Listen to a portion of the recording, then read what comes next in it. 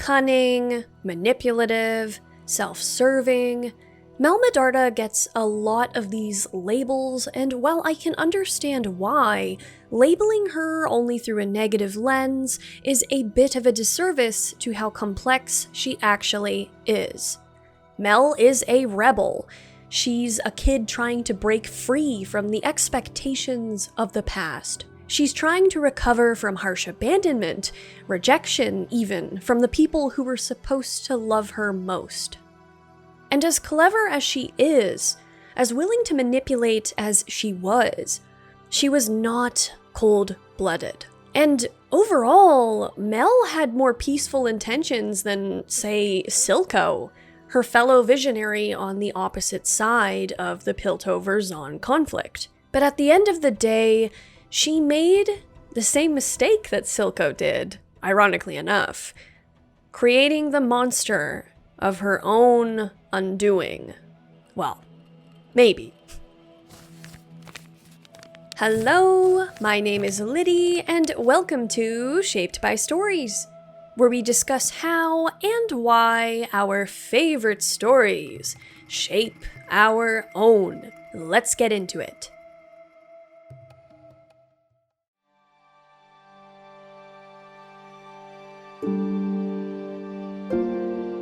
Mel's whole life has been a sort of rebellion. From an early age, she lived the typical life of a Noxian princess, for a lack of a better term. One wherein she was forced to see the harsher side of the world from a young age. As a child, Mel once stood in the bloodied throne room of a rival nation, eyeing the broken throne her mother had left in her wake. Ambessa Medarda stands in the shadows, an imposing figure, a mystery of feeling to her own daughter. Ambessa is a woman who, while she loves her daughter fiercely, cannot afford to feel openly. Life in Noxus is brutal, and only the strongest survive. But Mel, standing in the light, speaks with the bright hope of a child. I don't know much about League of Legends, but on Reddit, a user named Mr. Me So Lonely has pointed out how similar Mel's outfit is to Solari emblems, a religion absent from Ambessa Medarda's ensemble. From what I understand, Noxus is a nation of conquered nations. It's a bit of a patchwork. So maybe their family is Solari, but this blatant show of maybe faith versus the pure militant is just another sign in this scene how diametrically opposed mother and daughter are. Mel looks up to her elder brother Kino as well, a fellow pacifist whose advice her mother also seems to dismiss. Mel says that, in Kino's words, war is a failure of statecraft and should only be used as a last resort. Whereas, to Ambessa, war is simply a means to an end. When it comes to the regent of this conquered nation, Mel wants to show mercy. Her mother advocates killing her now to avoid problems later. Ambessa tells her daughter that she must be both the fox and the wolf. Indeed, while the wiles of the fox are essential for statecraft and politics, one needs to be able to make the harsher decisions, the wolf, in order to protect themselves. Ambessa says, "The wolf has no mercy," a truth that Mel will suffer from later on. But Mel advocating for the regent's imprisonment rather than execution, an execution her mother eventually carries out, also shows that Mel, while being merciful and good-natured, has a fatal flaw. Mel views the political games she plays as if they operate by the rules she sets. Ambessa is the opposite. For her, her enemies will do what they will. It is her job to respond in the best way she knows. That scene where Ambessa tells Jayce the story of the Elorian general who insisted on meeting his enemies blindfolded says it all, considering how she reveals that this man was slaughtered with his eyes closed by the one enemy who did not play by his rules.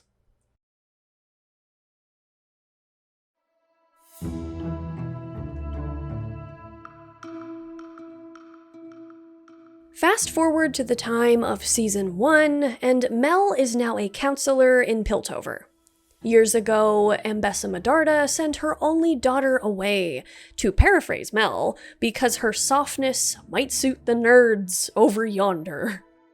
Mel never really wavered in her pacifist nature, as well as her preference for more backstage displays of power. She was fascinated by Piltover's maxim of progress, progress, progress, and she ingratiated herself there with relative ease. She knows how to get into the right people's good graces. Mel has an eye for talent, and with her assistant, Elora, she has raised inventors up in her name.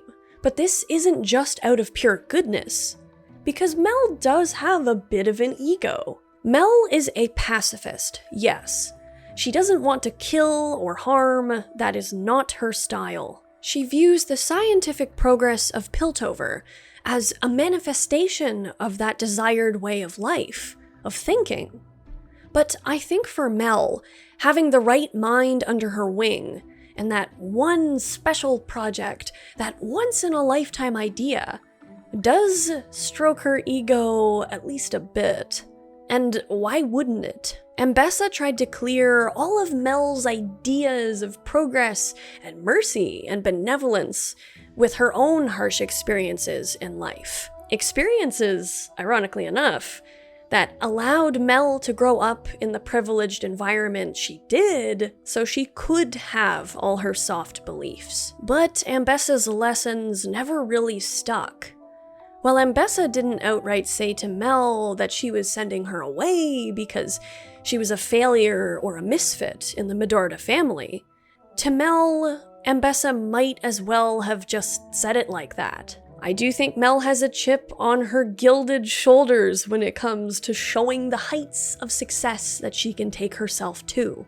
And I don't even mean in terms of wealth, I mean Mel achieving her goal of peaceful progress. Mel has a unique eye when it comes to recognizing talent. It's not unlike Heimerdinger's, but without the caution that's come with his years of experience. Mel is young, she's ambitious, and she wants to make her mark. And she sees her vehicle to do so in Jayce Tallis, regardless of the concerns that Heimerdinger might have about his hex tech. Mel knows how to use her beauty and charm to encourage Jayce, to draw him in, direct him how she likes. But she also uses her political guile to bring the other counselors to her side when it comes to allowing Jayce to continue his research. Mel's not just some temptress stereotype. She is, beneath it all, a skilled politician with a diverse arsenal. But the thing with Mel is that she sees, I think, the same kind of person that she is in Jayce. A rebel against the status quo. Jayce refuses to be held back by others and their doubts, just as much as Mel refuses to go another way just because her family might not think it's right. They both rebel against the status quo of their homelands and their people. They both have a sort of "I'll prove you wrong" fuel for their drive, though their motivations do eventually come around to more altruistic ideas in the end. And while Mel starts off leading Jayce on, manipulating him, playing her game a bit, she does genuinely develop feelings for him. She sees in him a kindred spirit, albeit a more naive one. Together, I think it kind of feels like they can take on the world together, two underdogs against the world. There's a lot of hope between the two, especially as the story goes on and it ends up in a really nice place before things go downhill towards the end, that their dreams of making the world better can come true. But Jayce, as we can see early on, is the more easily swayed of the two. He's not a born politician, he's an inventor. Let him invent. I've seen people argue whether or not Mel's decision to elevate Jayce to the council was a good one or not, but this video is not about that yet. I'll talk about that in Jayce's video. But for all intents and purposes, Mel elevating Jayce to the council when he tries to suspend all Hextech projects is a really cool way of showing how savvy she is. So basically, Jayce wants to shut down the council because somebody stole the hex gems, and now it's like, oh god, if this goes south, that's bad for everybody. But the other counselors are not interested in shutting anything down because that will negatively affect their own interests. But Mel has a clever plan for manipulating everybody and putting herself in the best possible position. Mel manipulates the rest of the council into elevating Jayce to the position of a counselor. Now this goes basically 3 ways. Jayce, for one thing, if he's so concerned with the safety of hex tech, can now handle it himself directly. Mel knows that Jayce feels a sense of responsibility for the invention, and he's a bit self-righteous, I think, and she takes advantage of that. She knows that he can't trust someone else to handle things like the hex tech, except maybe Victor. Also, for Jayce to give up and shut down all the hex tech is almost like he'd be giving up. He can't do that. I think his ego couldn't handle that. Now, the second part of this is that if Jayce is safeguarding the hex tech, if that's his main job, the counselors can still benefit from hex tech, Mel included. And also, it further loops Jayce into Mel's clutches, creating a sort of loyalty to her almost for his position. One could also say that if anything does go wrong with hex tech, it'll be easier for the counselors to just point the finger at Jayce for not protecting it enough, and not taking any blame themselves, Mel included. Jayce at first takes his job as counselor very seriously, and earnestly. He actually puts up a lot of barriers to entry when it comes to the hex gates, and they are still negatively affecting the counselors as a whole. At a concert, Mel takes Jayce aside and further sort of garners loyalty from him by, quote-unquote, warning him that he's got targets on his back. The other counselors aren't super thrilled about how seriously Jayce is taking his job, as it's affecting their business, their profits. Mel encourages Jayce, through the guise of being his friend, to relax a bit, to play the political game, and to take advantage of the corruption that is already infesting the council. The game whose rules are not as clean as Jayce's, and play it by their rules. This further draws Jayce closer to Mel through this bond of manipulated trust, and it ensures that Mel controls the hex gates through her hold over Jayce. She tells him to seize his destiny when he complains about this at first. She encourages him in doing this by saying he can prove the council wrong. Hell yes, we love an underdog. And you know Mel loves an underdog. The interesting thing about the Opera House scene is that it's almost like Ambessa's lesson to Mel, though these settings are complete opposites. The Opera House is pretty, it's surrounded by luxury, beauty, privilege. It's a place of make-believe. The setting where Ambessa has that sort of educative discussion with Mel is a much more honest setting. It's bloody, it's busted, it's grim. Ambessa is being very open and honest with her daughter here, and it's a sunny day. Meanwhile, the play in the Opera House is a storm brewing. Bad things are coming. I think Mel having a soft spot for Jayce is part of why she wants to help him. She does like his enthusiasm, and she thinks he's handsome. She thinks he's cute, and she probably does like how nice he is. She ultimately doesn't want to see him get hurt, but she still has her own interests at the top of her list of priorities. She still wants her success, and she still wants to see some incredible progress made through her pulling the strings. But when Jayce and Mel actually get together, it is totally genuine on both sides. Mel admitting that Medardas take more from the world than they add shows that she genuinely doesn't want to be known as a heartless thief or a brutal conqueror.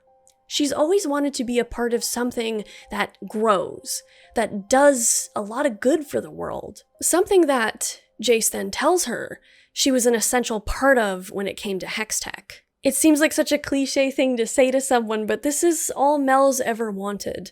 To be told, you did something really good. Your way was the right way.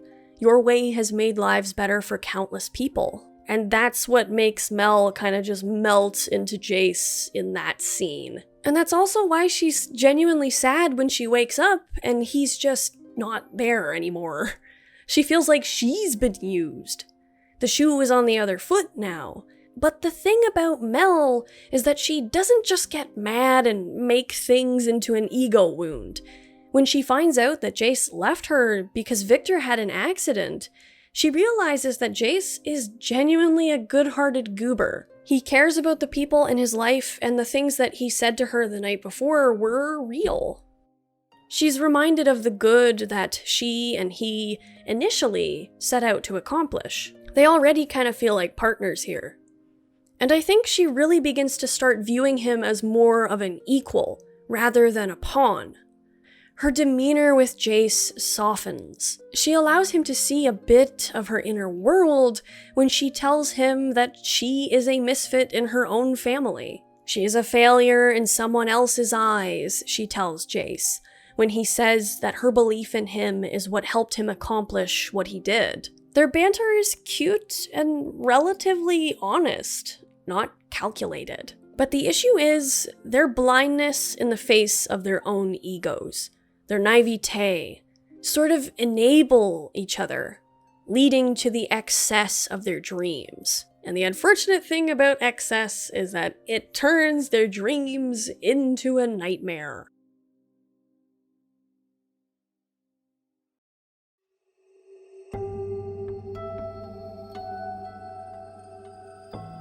Hextech was supposed to be used to make people's lives better, but it quickly becomes apparent that it can, and inevitably will, be perverted.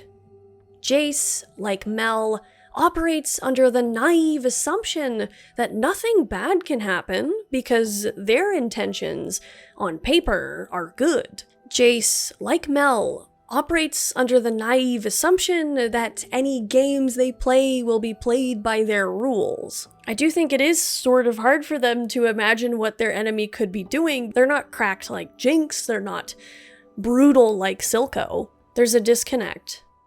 After Heimerdinger gets ousted from the council, Mel is there to comfort Jayce, the new head of the council. And her comfort is genuine, not manipulative. These two have come a long way. Jayce feels guilty, however. He still sees Heimerdinger as a deeply respected figure in his life as a scientist. But Mel reminds him of her own exile, how as much as it hurt her, in time, forgiveness and understanding have slowly come to her. She doesn't hate her family for sending her away, despite the pain she still feels. She's used her circumstances to the best of her advantage, and she's carved out a life for herself. Yes, the rejection still hurts, but Mel understands why she was considered the weak link for the Noxian Medardas. But when Jayce's decision to blockade the Bridge of Progress backfires, Mel begins to have some doubts. She's a bit stuck in the middle. She starts to say she doesn't think Jayce is so ready after all. For what specifically we can only guess, likely his role as a lead counselor, but she gets even more nervous when she finds out her mother is coming for a visit. Until then, Mel, Jayce, and the council all meet to discuss what to do with the Undercity. The Hex Gems are still missing. People are dead. Zonites are angry. Mel pushes Jayce to consider Hextech weapons. On the surface, a really strange idea for her, considering how she's long believed violence is an absolute last resort. But I think it's because she's worried about what unresolved violence and tensions, what any sign of weakness, would tell her mother when she arrives. And as Ambessa Medarda basically says, she does not suffer weakness. Mel's not thinking here like the person she has spent years trying to be. She's acting out of her ego right now and her insecurities. She's thinking of what her mother told her all those years ago. A few deaths now to stop thousands later.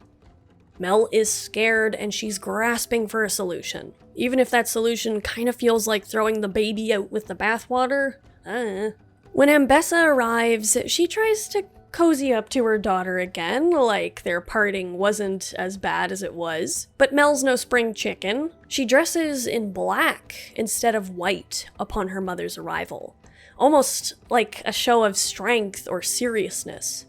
She doesn't want to show her mother any weakness. She's still got that chip on her shoulder, and she spent, a decade trying to live her own life by her own terms? As much as she's probably thought she's moved on from it, the sting would still be there seeing her mother again. Ambessa's reasons for being in Piltover are unclear at first. She avoids really answering her daughter's questions about her presence.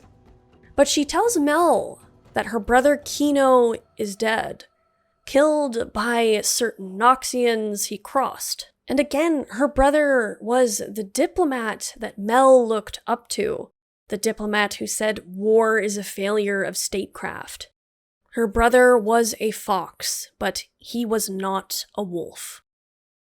And you can see that this loss has deeply affected Ambessa, as it does Mel. The regent, all those years ago, was killed because she was the last symbol of hope for a broken throne. Here we are, all these years later, with Ambessa basically with her back to the wall, now with her potentially last loved one. The last symbol of that broken Medarda throne. Ambessa warns Mel about Jayce's Hextech weaponry. She warns her that weapons can't be unmade, and they are always used. She's not wrong. Now, when Mr. Local Cuisine arrives, you see a moment of the two Medardas vying for power. Both respond to Miss Medarda, even though this territory is technically Mel's. Ambessa is calm, cool, and confident. She just showed up with a full regiment at her back, after all. Mel is, on the other hand, stressed, tired, annoyed. She only has Alora at her back. But this display of her mother's power is only so truthful. Mel's meeting with her mother ends up pushing her in the opposite direction, as in more along the lines of her own beliefs. She now cautions Jayce at the next council meeting with Vi and Caitlin, hesitating to agree with his plan for hostilities against the Undercity. A plan her mother encouraged. When Mel figures out her mother's been meddling, she slaps Ambessa's red wine out of her hand, spilling the blood-red drink across the golden Medarda sigil that makes up the patio. Perhaps a sign for certain blood about to be spilled. Mel tells her mother to leave Piltover, but Ambessa instead finally admits why she's there. Because back in Noxus, the Medardas are in trouble. The man who killed Kino is so much more powerful than the Medardas, and Ambessa wants the Hextech weapons. Ambessa tells Mel she's basically just finishing what her daughter started, considering she initially encouraged the Hextech weapon project anyway. Mel argues that her whole point in the first place was to defend the city from warmongers like her mother.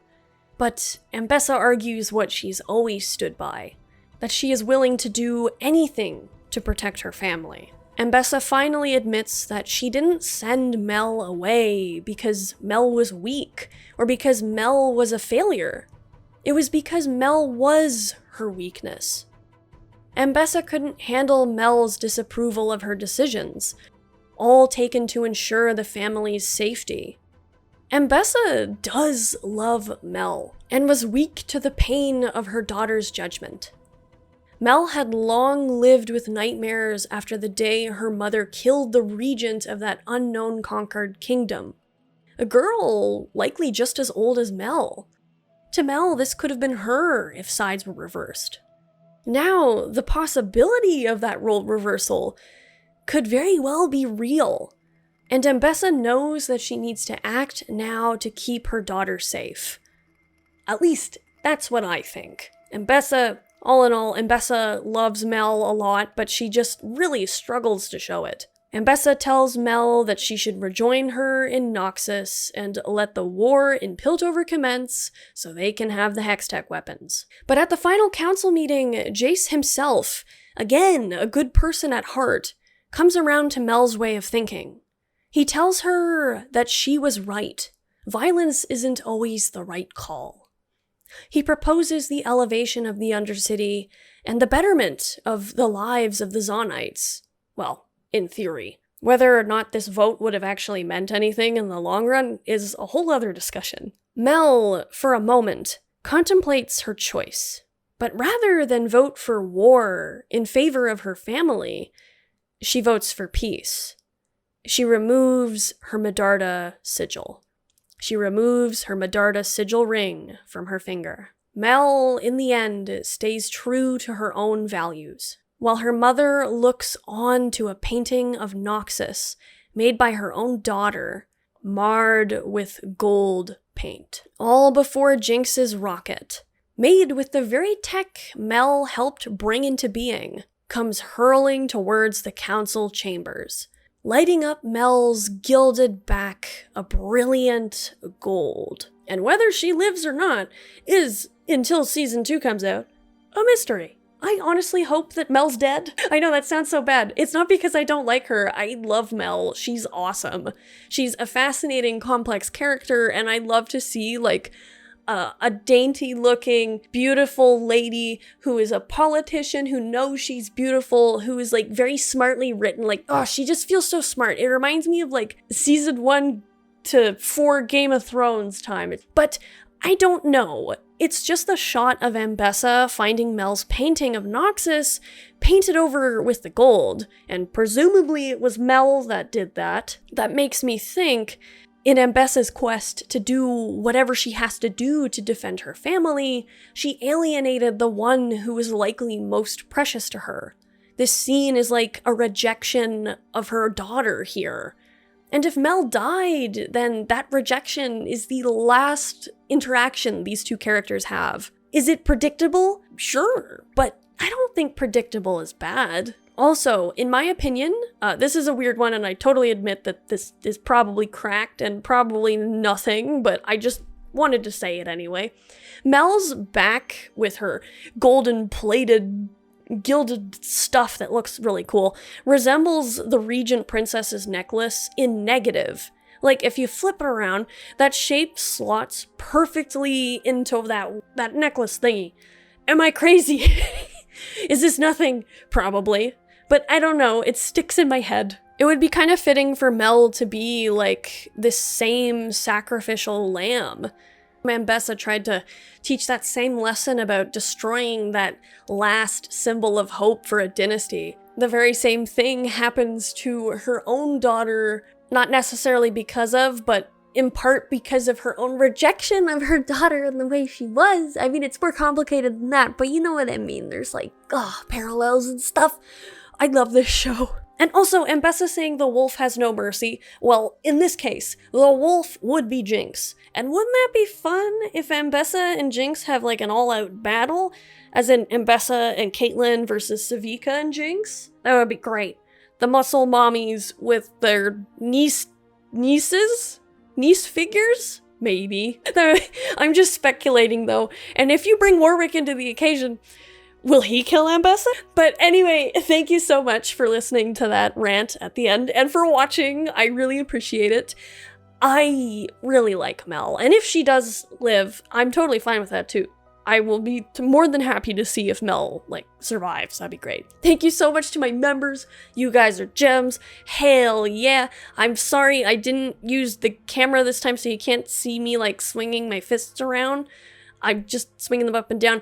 We basically got 2 dogs this week, 2 rescue dogs, and it's been a busy week because one is a young puppy and the other one is, like, 10 months to 2 years old? We don't know, but they're good sweethearts, and it's just, you know, getting them settled is like getting babies settled in the house. So thank you so much for watching, and I will see you again in the next one.